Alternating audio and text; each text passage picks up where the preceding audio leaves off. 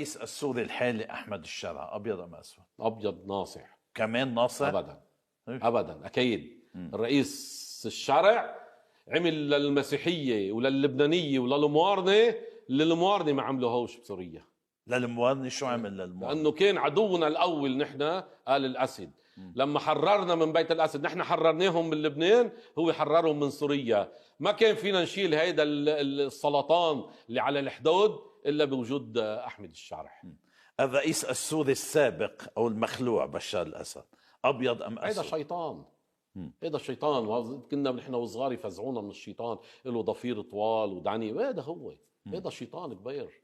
فلازم هذا يتحاكم، ولازم على الدول اللي هو مستضيفته تسلمه للشرع او تسلمه للدوله السوريه، مش للشرع، ويتحاكم بعدل. بس لا رفضوا، يعني روسيا رفضت. طبيعي، يعني اليوم المصالح بترفض، ولكن الرئيس السوري انا برايي بيموت على البطيء.